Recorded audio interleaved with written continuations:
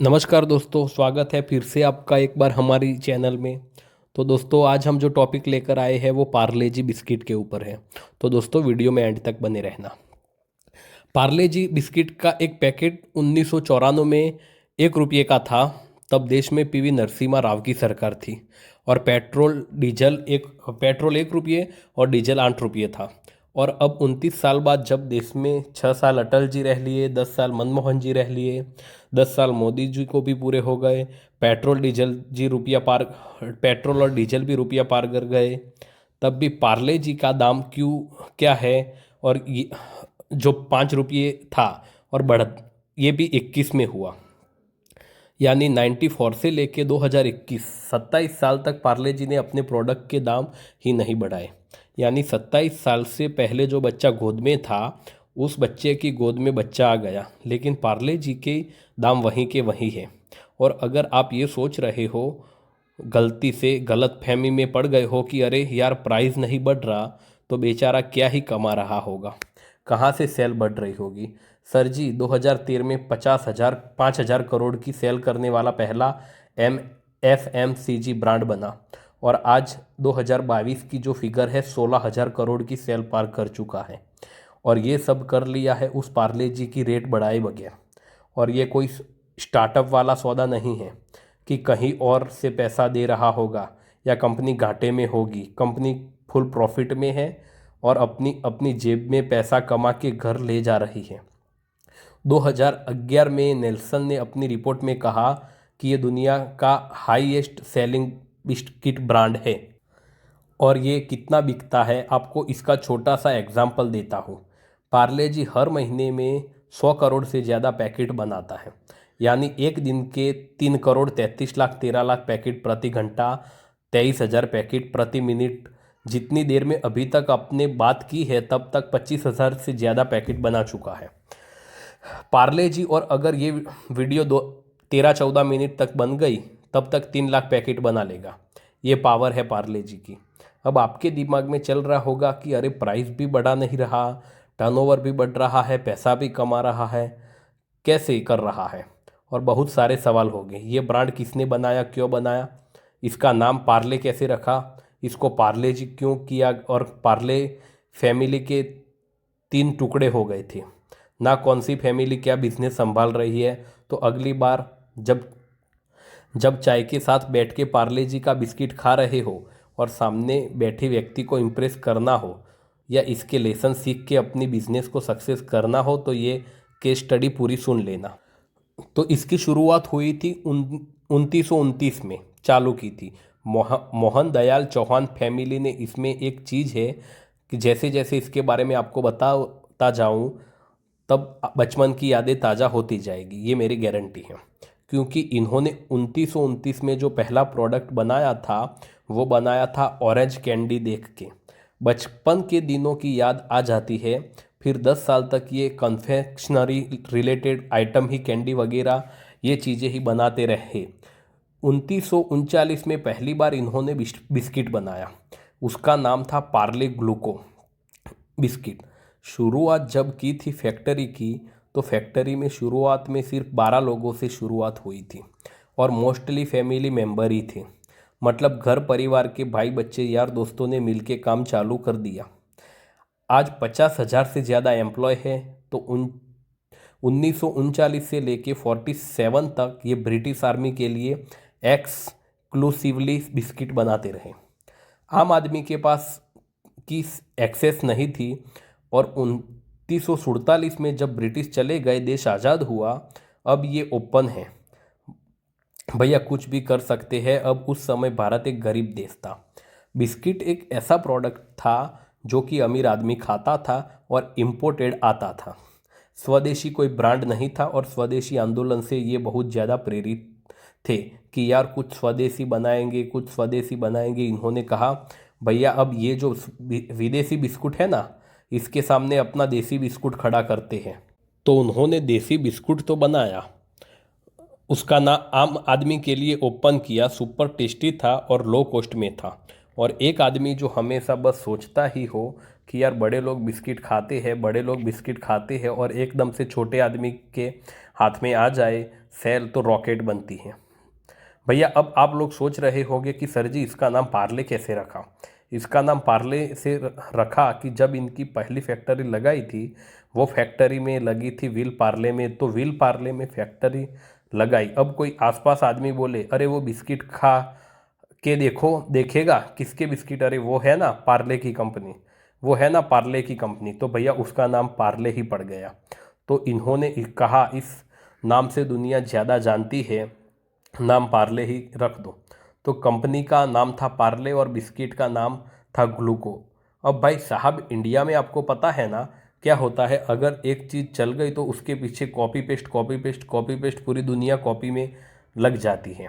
और ये चीज़ इतनी मस्त चल रही थी कि इसकी कॉपी तो बनती थी, तो बाजार में बाढ़ आ गई। ग्लूको बिस्किट की ब्रिटानिया लॉन्च कर रहा है खुद का, वो भी ग्लूको नाम से, और गब्बर सिंह को ऐड में ले लिया। और भाई साहब ये ग्लूको फेमस हो रहा है क्योंकि एम्पो कंपनी थी वो ग्लूको नाम से निकाल रही है। और तो हर चीज़ ही कॉपी पेस्ट करी। उन्होंने कहा भाई ग्लूको बिस्किट पहले, सबसे पहले हमने बनाए, चीज़ हमारी, आविष्कार हमारा, और ये पूरे नाम से क्रेडिट खा रही है। आम जनता को पता ही नहीं किसका क्या है। इन्होंने कहा कुछ तो करना पड़ेगा भाई। तो इन्होंने 1985 में क्या किया, अपना नाम बदला प्रोडक्ट का पार्ले, पार्ले जी।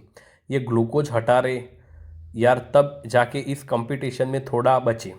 अब बात करते हैं पार्ले ग्रुप की कंपनी की। कई लोग कहते हैं कि पार्ले जी बिस्लेरी पार्ले का है, कई लोग कहते हैं बेली पार्ले का है, कई लोग कहते हैं फ्रूटी पार्ले का है। रुको जी, ये सब है तो पार्ले की, पर अलग अलग। मोहनलाल जी जो थे उनके थे 5 बेटे, और जब 5 बेटे होते तो आपको पता है भैया इंडिया है, यहाँ पे बंटवारे भी होते हैं। तो आगे जाके इस कंपनी 3 टुकड़ों में बटी। कैसे, ध्यान से सुनो। जयंतीलाल चौहान वो सबसे पहले अलग हुए, बोले भैया मेरे को तुम्हारे साथ काम नहीं करना, मैं कुछ अलग करूँगा। तो अलग करने के नाम से उन्होंने अपना अलग काम किया, और उनकी कंपनी का नाम पार्ले एग्रो वो बनाते हैं, फ्रूटी वो बनाते हैं, बेली वाटर वो बनाते हैं, एप्पी फिज़। और अगर इनके बारे में जानना है कि इन्होंने क्या किया, कब किया, कैसे किया, और फ्रूटी की स्टडी तो अलग से बना रखी है एडिटर साहब। कुछ समय बाद दूसरे भाई थे रमेश चौहान जी, बोले हम भी चले, तो वो बनाने लग गए बिस्लेरी। तो वो है पार्ले बिस्लेरी नाम से दूसरी कंपनी चलती है।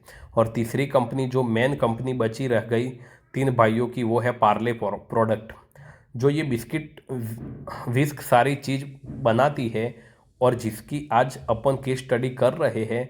क्लियर है। और जो सबसे पहले तो ये बताओ कि यार ये प्राइस तो बढ़ा नहीं रहे, तो टर्नओवर कैसे बढ़ रहा है, और टर्नओवर बढ़ रहा है जो तो बढ़ा रहा, प्रॉफिट बढ़ा रहा है, कहाँ से बढ़ा रहा है, रुको ज़रा सब बताता हूँ।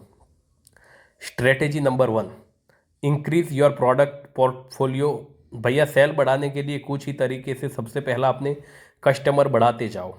वो तो सब बढ़ाते हैं, ये भी बढ़ा रहे थे, पर उसकी एक लिमिटेशन होती है। दूसरा भैया प्राइस बढ़ा दो, वो उन्होंने कसम खा रखी कि हम नहीं बढ़ाएंगे। तो भैया क्या करें, तो तीसरा तरीका भैया प्रोडक्ट बढ़ा दो, एक प्रोडक्ट से नहीं हो रहा तो कई प्रोडक्ट बना दो। तो 1939 में इन्होंने जो बनाया था पार्ले जी ग्लूकोज बिस्कुट, उसी से आसपास इन्होंने कहा रे मीठा बिस्कुट तो अपन बेच रहे हैं, पर कोई मीठा बिस्किट नहीं खाए। तो बोले खारा बिस्किट, सॉल्टी बिस्किट, इंडिया का पहला सॉल्टी बिस्किट मोनेको, वो भी हम लॉन्च कर देते हैं। तो इन्होंने कहा भाई मीठा चाहिए तो पार्ले जी ले लो, और नमकीन चाहिए तो मोनेको ले लो। और किसी ने कहा मुझे मीठा नमकीन दोनों चाहिए, बोले भाई क्रैक जैक ले लो, कोई बोले मैं काजू वाला खाऊंगा। और बाजार में काजू वाले बिस्किट आ गए। इन्होंने कहा रुको 2020 में ले आते हैं। फिर इन्होंने कहा यार ये तो छोटे छोटे बिस्किट है, सस्ते मंदे, कोई प्रीमियम क्लास का आदमी खाना चाहे तो उसके लिए हाइड इन सीक ले आते हैं।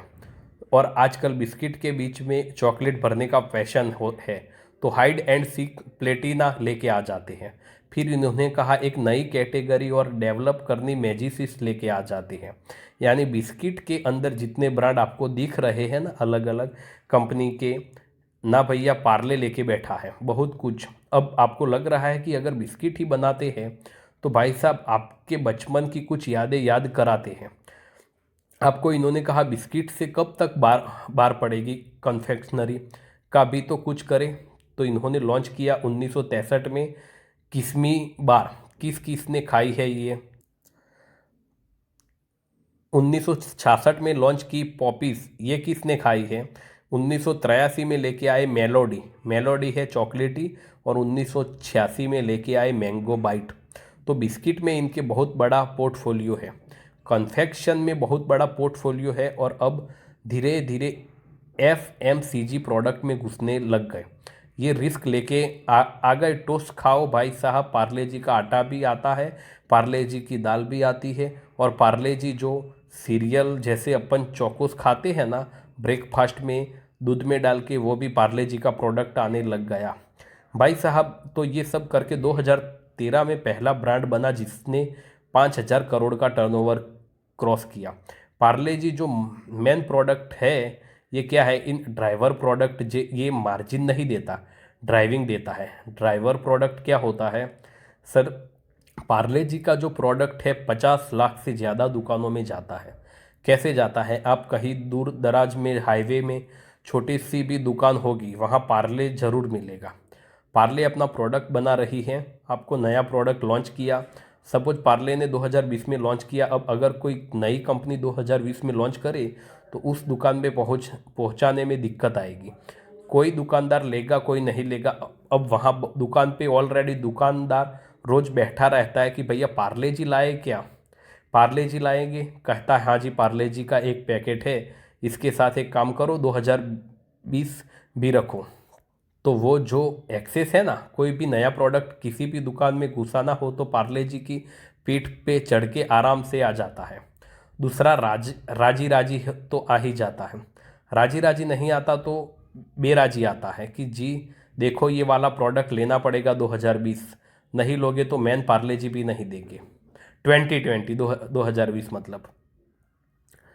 अब कोई दुकान बिना पार्ले जी की सर्वाइव नहीं करेगी।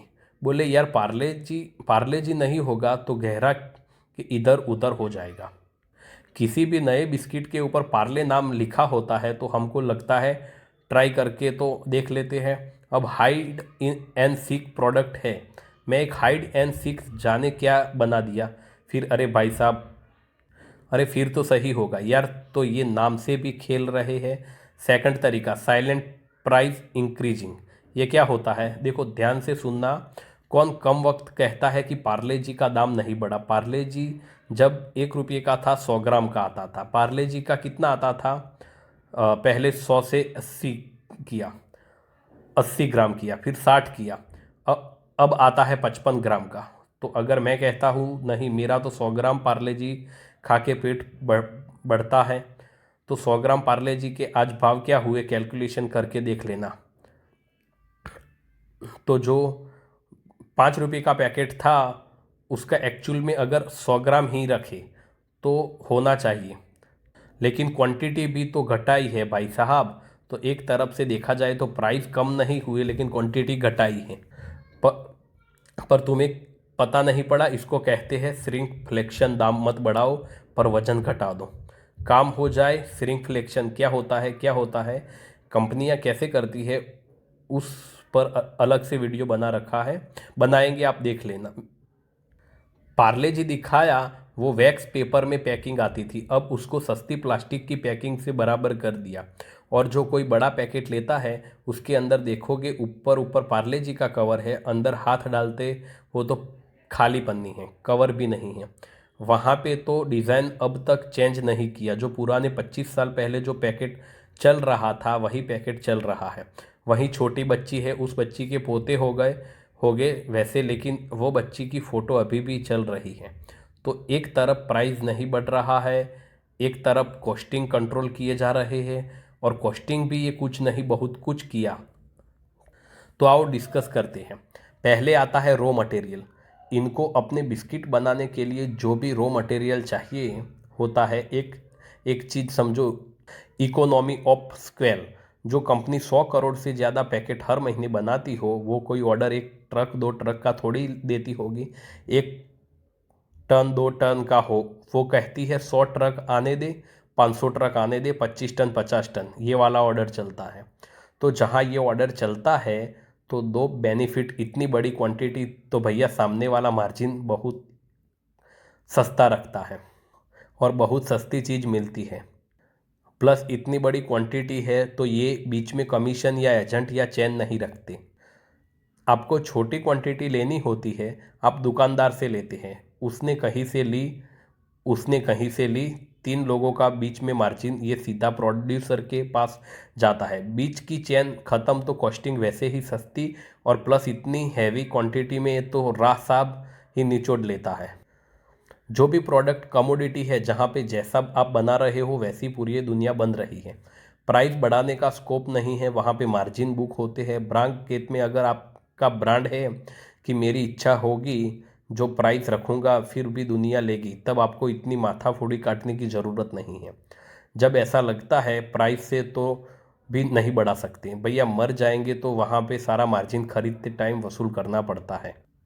रॉ मटेरियल इंडस्ट्री में सबसे सस्ता लेते हैं, फ़ायदा हो गया। दूसरा, आप क्या है बनाने की कॉस्टिंग, ऑपरेशनल एफिशिएंसी इनकी ऐसी सर 1947-48 से इंडिया का सबसे बड़ा ओवन 250 फीट लॉन्ग लेके आ गए थे। इतना टेक्नोलॉजी में एडवांस है। अभी करेंटली IBM के साथ काम कर रहे हैं, सैम्प इम्प्लीमेंट ही कर चुके हैं, तो उससे इनको ऑपरेशनल एफिशिएंसी, लॉजिस्टिक में एक एक पॉइंट बाय पॉइंट डाटा का पता है, प्रोडक्शन में मशीन में सब पता है, इनका वेस्टेज कितना है सब। जब 115 टन माल बनाते हैं तब जाके 1 टन वेस्ट होता है, यानी टोटल वेस्टेज 86 के आसपास है। सर जी, खाने पीने की चीज़ में 1 से कम का वेस्टेज इमेजिंग करो। 50,000 से ज़्यादा एम्प्लॉय है, वो सबके KRAPI इस तरह से बना रखे हैं कि कोई बंदा खाली नहीं बैठ सकता, कोई बंदा अपनी प्रोडक्टिविटी कम नहीं कर सकता। इस तरह से बांध रखा है सबको। अगर आप नॉर्मल आदमी हो, ऐसी केस स्टडी देख रहे हो तो आपको मोटा मोटी समझ में आ रहा है, लेकिन आप व्यापारी आदमी हो और घुस के देखना चाहते हो तो ये सर ये कमोडिटी प्रोडक्ट क्या बोले आप, ये KRA क्या, KPR टेक्निकल जानना है, बिजनेस में डीप घुसना है। हर संडे को 10 में से 2 व्यापारी 2C वेबिनार करता हूँ। तो दोस्तों, ये वीडियो भी अगर आपको अच्छी लगी है तो लाइक करना ना भूलें, सब्सक्राइब करना ना भूलें और शेयर करना ना भूलें, और बने रहना हमारे चैनल पे, ऐसी ही वीडियो आती रहेंगी। मिलते हैं नेक्स्ट वीडियो में। Thank you.